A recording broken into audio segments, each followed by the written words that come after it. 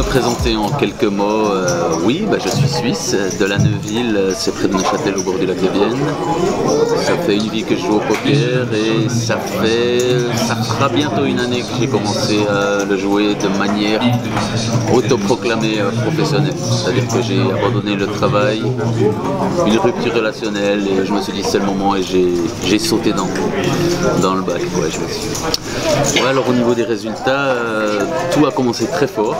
C'est-à-dire que je partais en fait sans bankroll, donc pour ceux qui connaissent le poker, voilà, il faut une bankroll, il faut tant de montant, 10%, il faut X milliers de francs. Moi je suis parti avec rien, même avec des passifs financiers, donc des dettes, mais je me suis dit que dans la mesure où j'avais rien à perdre, c'était l'occasion jamais de tenter le coup, j'avais vraiment rien à perdre.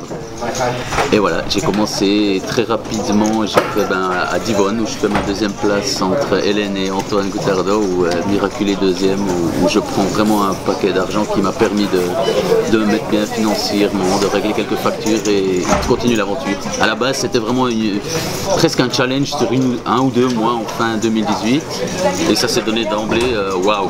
Et là, je me suis retrouvé, on continue.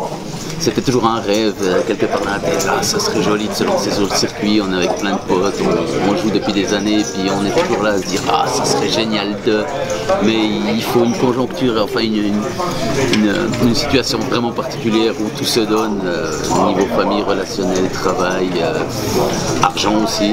Donc moi il y a eu une occasion où je me suis dit, c'est maintenant. J'ai toujours beaucoup écrit, même des poèmes.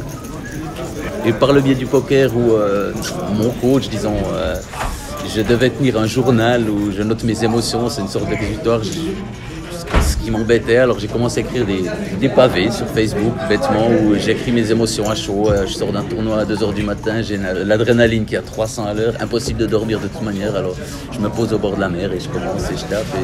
Et j'aime assez bien et ça peut parfois durer une journée où j'écris. C'est vraiment une passion.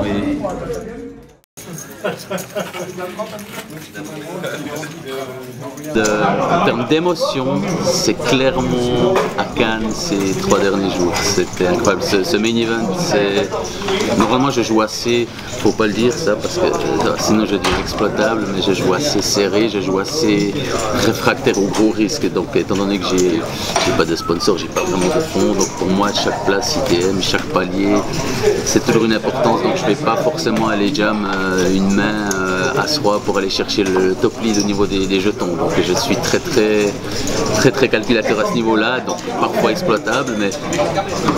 Et là j'ai vraiment fait mon tournoi à Cannes ces 3 derniers jours où j'ai passé par tous les étages. Je démarre fort, je monte à 100 000 jetons, je dégringole avec des rencontres où je redescends à 5 blindes, je remonte à 60 blindes, je dégringole à 12 blindes, je remonte à 150 blindes.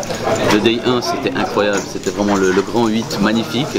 Donc en termes d'émotion, c'était toute une vie de poker réunie dans une journée et je finis vraiment bien avec 3, c'était 2 fois la moyenne, plus de 2 fois la moyenne au day 1. Le day 2 c'était magnifique aussi, c'était énorme. Après un immense accident à 22 left, où, voilà, les as contre as dame, où là je perds un spot qu'il faut accepter aussi, ça fait partie du jeu.